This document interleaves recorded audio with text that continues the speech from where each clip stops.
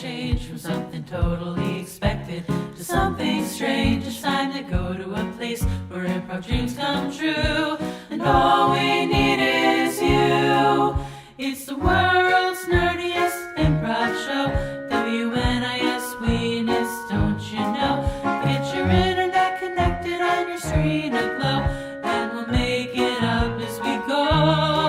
The world's nerdiest improv show. Welcome, everyone, to the world's nerdiest improv show, parentheses, WNIS, parentheses, weenus. And we're your hosts. I'm Katrina Charles. And there's Katrina, and I'm Jen DeHaan. And today we don't have a guest. We don't have a guest today, but we do have improv things to talk about today, don't we? We do. Yeah. So much improv. So much improv. You won't believe how much improv we talk about. You won't. It's You won't triple improv! Improv. Improv. We've got improv ads. We've got improv to talk about. We have improv adjacent things. Improv adjacent things you wouldn't even think were improv adjacent, but they are. You know why? Why? Because everything's improv adjacent. I guess everything is improv adjacent. Because improv is life, and life is improvised. Equal life. We mind melded on that, didn't we? We did. Yeah. Improv adjacent. Improv adjacent. There we go. Yeah. So how's your week been? Oh, it's been a wild, wild week, Jen. Has it? It has. Tell me more. I went to the lake and I saw some cool ducks. Ducks, yeah. Wow. They were little, I think they were called buffleheads, Oh. which feels like an insult. It does. You goddamn bufflehead, you. Exactly. It feels like That it should be some sort of yeah. But they were cute. I liked them.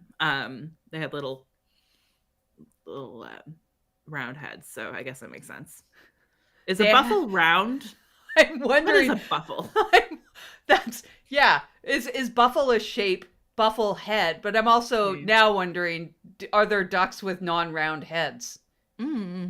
Okay, yeah, that's true. There are ducks with non-round heads. There are ducks with mohawks. Oh, okay. So it was kind of like a rounded mohawk. I'm gonna have to double check this when we do our ad break so I can make sure I'm giving proper information. Yeah, so not to mess up someone's improv scene about buffleheads. About buffleheads, or just send this misinformation out about ducks, and they'll be like, "Where did you learn that about ducks?" And then they'll say, "On the world's nerdiest improv show," and they'll be like, "Is that the best source for duck information?" And then they'll lose our listener will lose all credibility.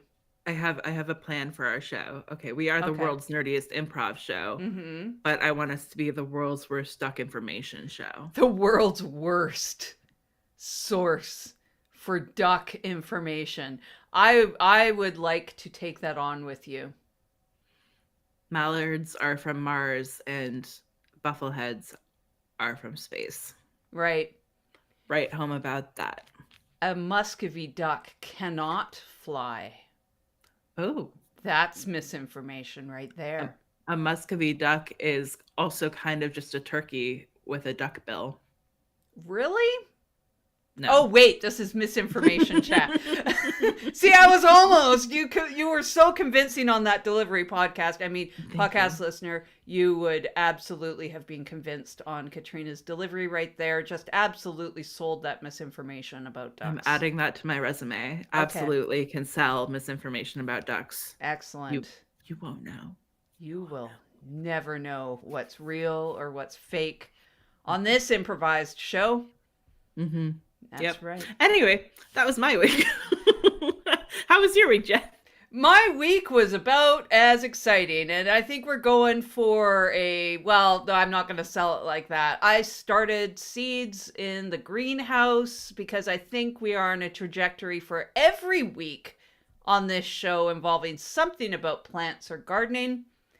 And anyways, I've started lettuce and peas and onions.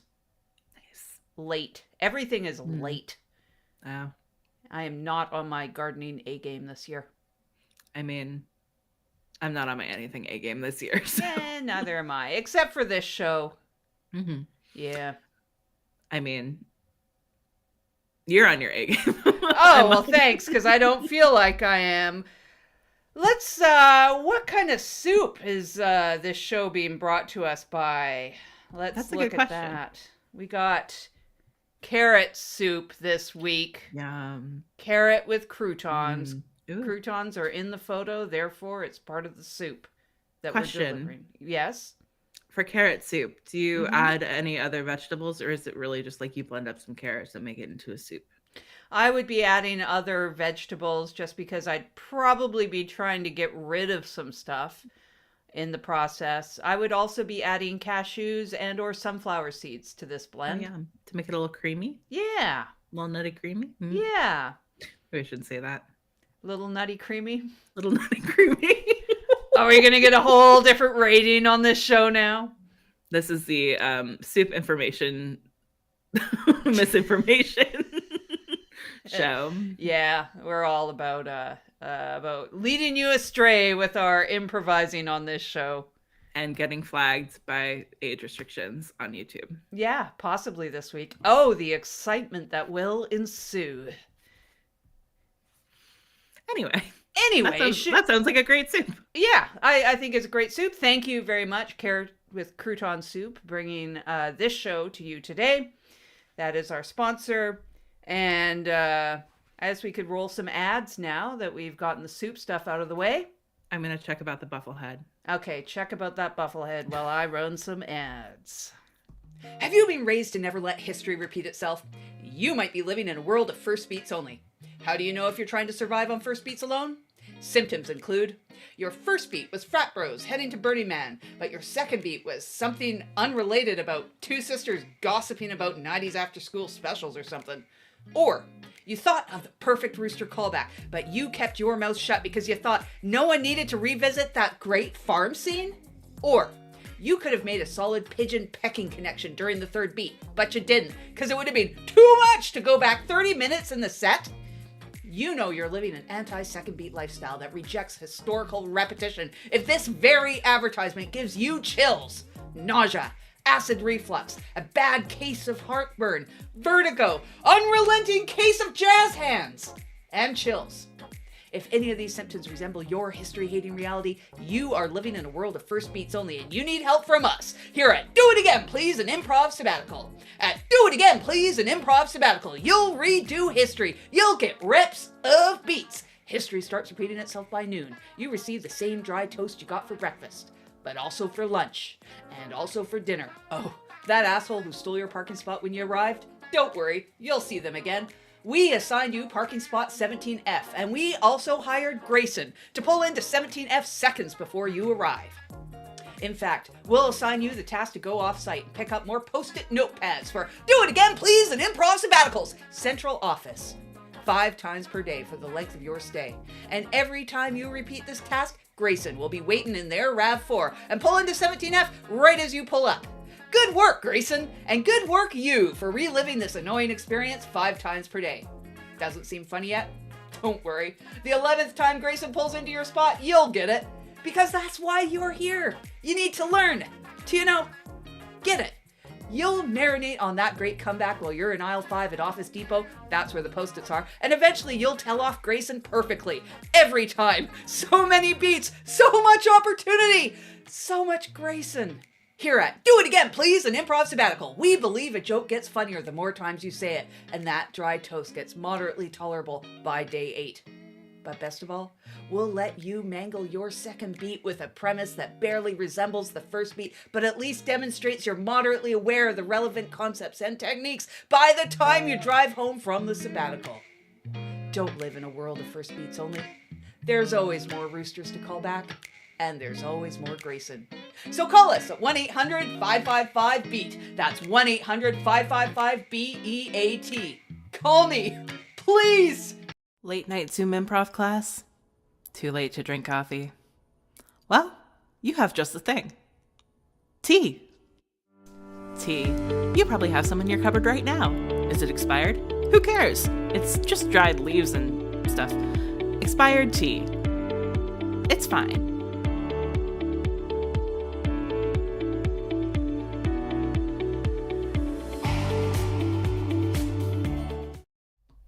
Welcome back, everyone, to the show. So did you find out anything about buffleheads, Katrina? I did. I looked it up on the Audubon app. And by the way, if you're a bird watcher or just a human and you don't have the Audubon app, Right. what are you even doing? I know. What are you doing? What am I doing? Because I don't know if I have that app. Yeah. It is a great app. You can search birds by color, size, type. Wow. Yeah, it's super great. So I don't know if this will show, but this is a bufflehead. Oh. Yeah. According, I'm sorry, podcast listeners, it's a little duck. Small duck, round head, head on that. Very round duck. head. Yep. Nailed it. The description on the Audubon app is a very small diving duck. Adult male has white scarf on round black head. Female has gray head with white ear spot. Young male is similar, but white spot is bigger compared to hooded merganser. A hooded merganser. Hooded merganser. Hooded merganser. I did see a common merganser the other day. A common? Mm-hmm. How is a common different from a hooded? They look different. Okay. Yeah. That sounds like not misinformation at all. I'm so sorry. I failed the misinformation aspect of this duck show. Now we are a duck show. But also, if there is any information that is incorrect, we can blame Audubon for that now because we are reading off the Audubon app. That was absolutely directly taken from the Audubon app. So take it up with them. Not me. Exactly. Don't come complaining to us, or do come complaining, because if you do, your comments will probably help us in some way, even if they're anger filled. Help our SEO. Yeah, it probably will. Get angry. Get angry at us. We're going to piss you off with these next facts. Should we move on to our weekly slides? Speaking of that. Let's go. All right, let's get that soup off of there. All right. Podcast listeners, we have we have moved on now to our first Reddit-based improv discussion. Katrina, this one's yours. What have you brought with you this week? So, something I found in my improv journey is that improv really helps me with writing, and I was kind of curious if other people, had any takes on that, like how it might help them. So I found this article on Reddit, or post on Reddit, called "Improv Class is a Way to Improve Writing?"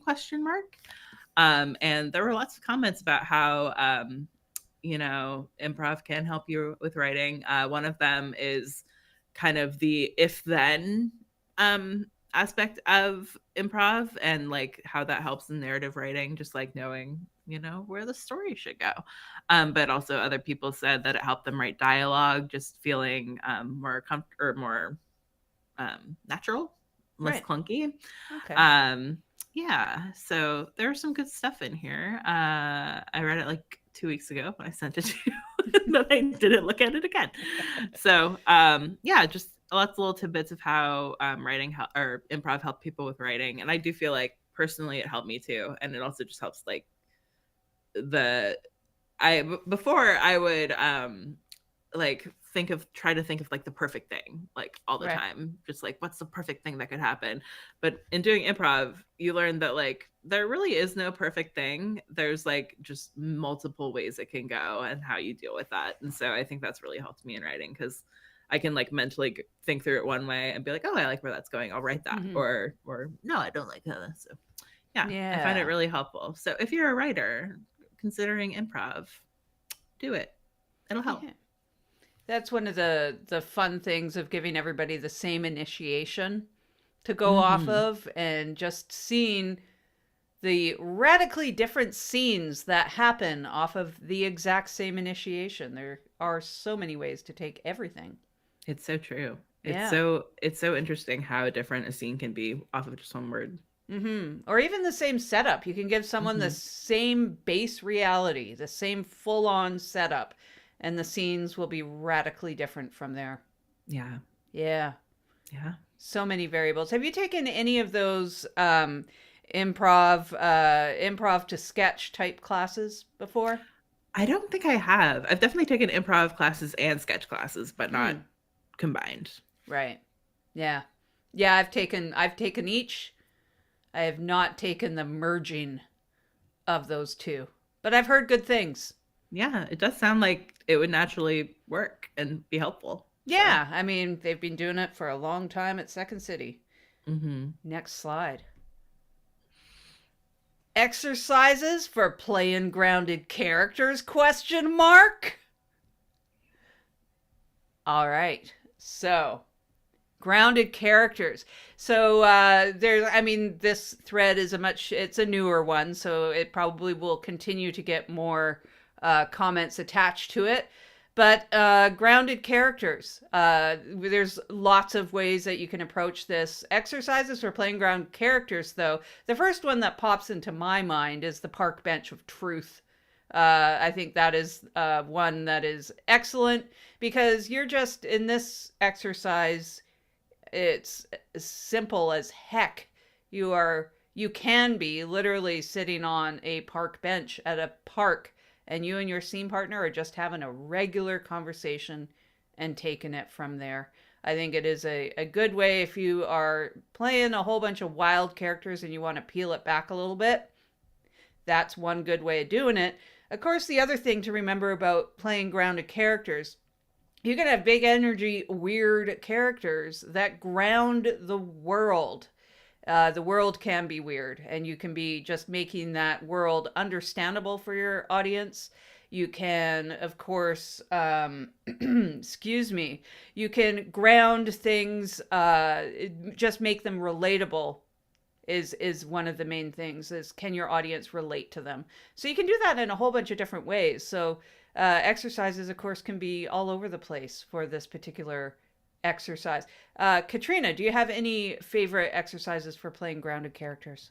Oh gosh. As someone who struggles to play a grounded character sometimes, I think I don't know if I know any exercises. I think I've just been told to, you know, play to top of intelligence. Basically, is one thing. Just like, I think that helps me stay a little grounded. To be like, okay, we're gonna make the best decision for this character at this time. Yeah. Like, how would someone truly in this situation react? I think that helps me try to stay grounded. Yeah. Just like making human, like, even if it's a weird world or a weird situation, like making the most logical next step, just like based on like human behavior, I guess. Yeah. If you're a human. If you're a human, depends. I mean, you could That's be where- a boiled egg in the scene. That's where it gets complicated. Yeah. Like, I don't know. One of the things that you can also do in a scene, if you just want to keep it play grounded characters, is start off really grounded in that base reality and try to keep it boring. Which, I mean, is similar to the park bench of truth, but you're not, because park bench of truth, I should explain, it's oftentimes set up is you are playing you to start off. You are speaking as yourself. You are giving your own real life experiences in the scene and starting from that place. So you can do that in other scenes as well if you just want to keep the base reality really boring. And it's like, just, you can use the directive of nothing funny or particularly interesting can happen until later in the scene. The base reality has to be boring, and you can start it from there, and that will sort of almost guide you into keeping it at least in a little bit more of a grounded space character-wise off the top, which will kind of transpire to the rest of the scene, where you will find eventually something funny, but not at the top. Yeah. That's another way to go about it. Easy. That makes more sense than what I said. But I do want to ask you, have you heard of the short form game Park Bench? Maybe. I might have done. I don't. There's so many different titles for everything. How does it go? Well, I just remember playing it in high school, and basically the whole point of the game is to come in as a character so obnoxious and so weird that you scare the other person who was sitting on the park bench off the park bench. Oh my god. So basically the opposite of the exercise I just said. Yeah, because when he said park bench, I was like, "That's interesting." Oh, okay, I get it. I get it. Oh, it's completely different. It's Yeah. a different park, a different bench. Yes, But and a different exercise. anyway, fun to play with your friends. Yeah, I like that one. That I one, don't. although that one sounds like real life to me. Oh, I know. Yeah, it's a little too real, Yeah. a little too much. Yeah. No, I think I don't even know if it's like a legit short form game. I just know they were like, okay, high school kids in theater, this is a game for you. Yeah. And it Or was. your high school friends were pranking you. For sure, this is They a might have short been. form game. Let's scare Katrina. Oh, I was always the scary one, so Oh, well then. I won if that was the case. I love that. Did you get a trophy? No, That's too bad. should have. Yeah. Should have. Our word of the Oh, no. week. There's a lot of words on this. Listener, if you're listening, we will read out what it says now. This is our word of the week is spatterdashes, which are also known as spats. Something that was worn until the 1920s. This is actual information. Footwear accessory that functions as spatter guards covering the instep and ankle or below the knee. Some say that they are also known as a gaiter, but other sources of information say that gaiters are indeed a different thing than spats or spatterdashes. So there seems to be disagreement on the internet about how this word is actually defined. And yet I still brought it to this show. Because I just wanted to say spatterdashes. I find that to be a reasonable reason to bring it. Also, I don't think you have to use it in the defined term, because this feels like if I drop something in the kitchen, I'm gonna say spatterdashes. Spatterdashes. Oh, spatterdashes. Yeah, it's really more of an exclamation, I think, for me. Yeah, so. I like that. I do appreciate that. And a duck's round head. But the other thing is apparently spatterdashes is used in some sort of context around painting and stucco, I believe. But I'm probably spreading misinformation now to some degree. You know, maybe that's our thing. Maybe that is our thing. Although I think if we're bringing the word of the week for people to use within, hey, wait a minute, it's improv. Use this word however the heck you want. There really aren't rules. Yeah. There are, but there aren't, you know. There really aren't. There aren't. No. But if you get a note, come and complain actually on one of our feeds, because all bad news is good news. Next slide. This is yours, Katrina. Yes. Thank you so much, Jen. I get to talk about another duck-billed animal. Nice. That's not a duck. A platypus. So I found this TikTok. I've been a fan of platypuses for a while, most of my life. Ever since I knew what a platypus was, I was like, that's a creature for me to be a fan of. They are weird little buddies. They have the duck bill, they have the fur, they lay the eggs, but they are mammals. They are venomous. They have a little barb on their foot.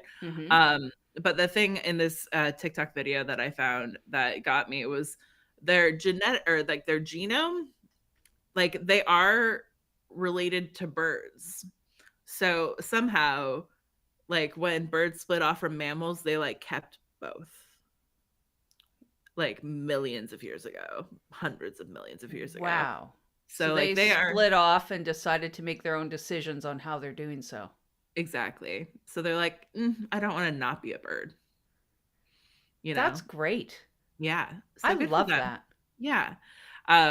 So I thought that was really cool. And also they have like multiple chromosomes, like instead of like the 2X, 2Y or whatever. Science. I know it. You know it. Yeah. They have like multiple pairs of genomes, which is more similar to insects and plants than other animals. So platypi are more insect technically speaking? Is that what you're saying? I don't want to say more insect, but like aspects of them are more related to insects and plants than other animals. That's pretty wild. Yeah. You Yeah. can't quote me on that. Watch the TikTok. Watch the TikTok. The Because links will be in our show notes for that. yeah. But I just thought that was so interesting. Like they went their own way.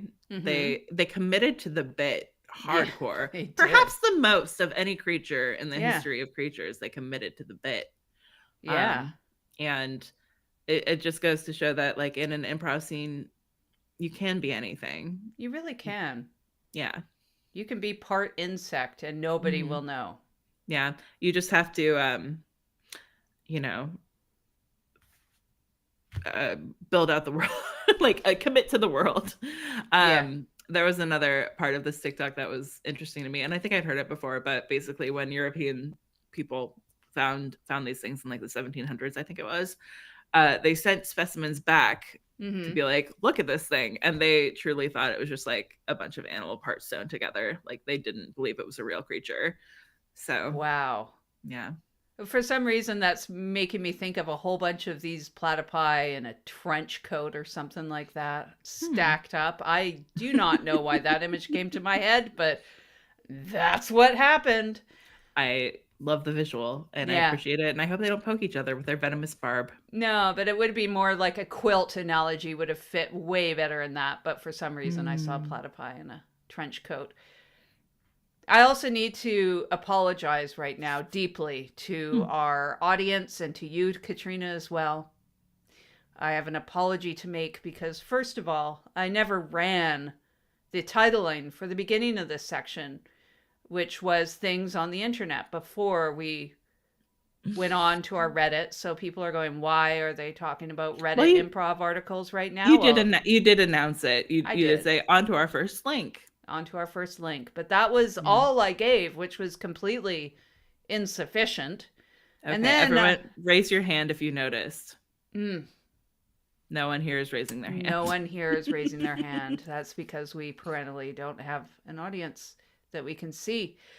And then I progressed us right on to the TikTok section, which is something that we like to call scene sprinkles, information that you can sprinkle into your scene. And we generally tend to introduce this section with a why to justify why are we bringing TikTok facts onto this show. And it's so you can take these facts and use them in your scenes. So now we have perhaps caught our audience up to what we're doing right now if they are not familiar with the show. We did promise a wild episode today. We did. Full of misinformation. And we are committing to that bit and delivering hard. Anyway, that's all I have about platypi. That was fascinating. And we can add that on into our scenes. And we're going on to another thing that you might want to sprinkle into your scenes. And this one, if I was sprinkling this into a scene, I know I would be annoying everyone greatly. So perhaps I won't take this advice. But we're looking at the image of the green frog that has this novelty song making fun of the word hello, hello, my baby, hello, my darling. That song from 1899. Was actually making fun of the word hello because at the time it was slang. It was slang that they were trying to introduce into our vernacular to have a word to greet someone when you picked up the telephone, which was a new invention at the time. And so there was the suggestion of using the word ahoy, as in ahoy hoy. See how I would be so annoying if I was to use this in a scene. Annoying. Annoying. Oh boy. Oh, Katrina would have my back in this scene, wouldn't you? Would. You Absolutely. would. You 100%. would. Aye, Captain. Aye, yes. And I think I have a next. He wanted people to shout the word ahoy into the phone when they answered. That was apparently the original suggestion. The word hello won. But hello, again, it wasn't even part of English at the turn of the century. And people would say good morning or other sorts of greetings when they saw each other on the street and not hello. Hello was a new word. That was something I learned.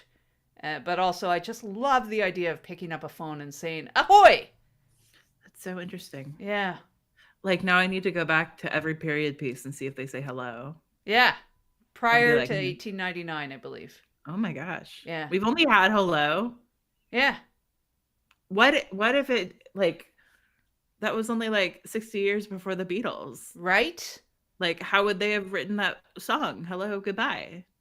Good question. That's a Beatles It would have been song. ahoy, goodbye. I think my running bit on the show has to be, is that a Beatles thing? And pretend I know absolutely nothing about the Beatles. Oh, they had a song. They had a song called "Ahoy Goodbye." Oh no! All right, moving on. So you can submit improv things to us, facts to us, yourself. You can submit yourself to us if you'd like to come on to the show. And this is where you do it. Our website is ween.is. And that will take you to a form, more information about the show, prior episodes, all that kind of thing. Indeed. Yes. I'm still stuck on this hello thing. Right? Like, where did they get hello? Did they have hi? I don't know. Did they just say howdy? Howdy? I don't. Did howdy come after hello? Or is maybe hello coming from howdy? Yeah, because howdy feels like a cowboy thing, which was definitely before 1899. What was my idea of cowboys before 1899 completely wrong? Did they not have howdy? Wow. We are blowing some minds right now on this show, I think. My whole worldview has been turned upside down. Just from this segment alone. Did they... Cheerio, I guess, would be a greeting. That would be a greeting if you were in a certain region, or any region, really. Cheerio! But you can only say it like that. But really, people didn't just go around saying ahoy to everyone. Did they? Maybe they did. Maybe they should. Maybe we should change that. Just like, can you imagine like the Oregon Trail? Just everyone like, ahoy, good morning. Ahoy! And they, like, ahoy. That's something you should only say on a boat. Exactly. But now I'm just going to say ahoy to everybody now. Ahoy! Greetings. Anyway, we should move on. What do we have next? We are moving on to plugs. Plugs? Would you like to talk about plugs? I could plug something. Okay, let me get the plugs thing out. Plugs. I had to remember one thing for this show. I think I lied. I don't have anything to plug. Oh no.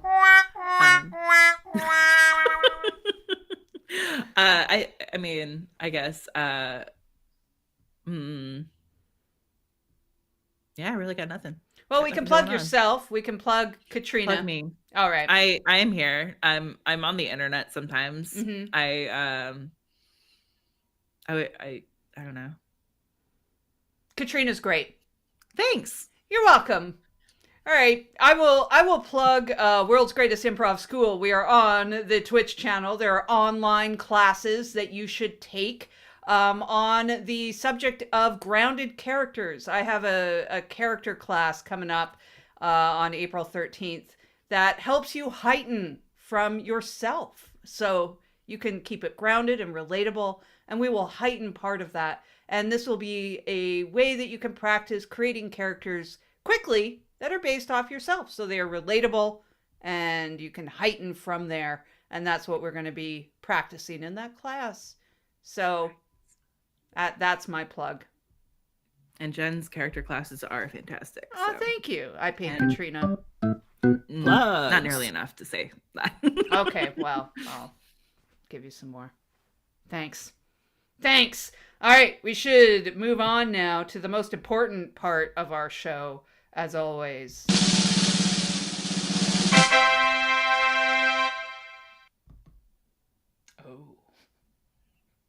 Oh no. Katrina's like, did it change? It did change. It changed. And Katrina was like, oh no, it didn't work. Here, let me show you that again. Wow, what a difference. What a difference. I'm sorry, listener, if you're listening to us, you'll have to go check out that part of the video, which is a very Wildly subtle, different. So different. such a different Will Hines. Wow. And I will actually give a little bit of background information for that. It was a mistake. That was not intentional at all. And then when I saw what I did, I chuckled, and so I left it in there. Oh my gosh. Yeah. That's great. Cute. Are we still doing the thing where we ask people if they know where it's from? Yes, we Okay. are going to do that thing. Hillary got the last one, I believe, which was Will Hines at UCB in New York. Hill guessed that correctly. Well done, Hill. So if anyone knows where this is from, please comment anywhere and let us know, and you might win a shout out on the show. What a prize. What a prize. Yeah. Get your name said by us, and we will clarify that your name isn't a false duck fact. Yes. Oh, those round-headed buffleheads. You're such a round-headed bufflehead. What was the word? Sparkle? Spatterdashes? Spatterdashes. Yeah. Spats. I like Sparkle Gator too. Sparkle Gator. Oh, you're Sparkle such Gator. a Sparkle Gator. That's a compliment. That is a compliment for sure. Should we move it on to our credits and roll on out? Let's go take a nap. Let's go take some naps. We need them, don't we? Ah, there we go. Oh, that was fun, wasn't it? It was fun. Yeah. Yeah. We learned about ducks. We learned about Platypi. spats, platypi. Spatterdashes. We learned about greeting people. Buffleheads. Cheerio.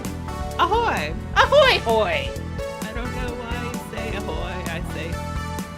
I don't know why you say goodbye. I say ahoy. I love it. And blackout.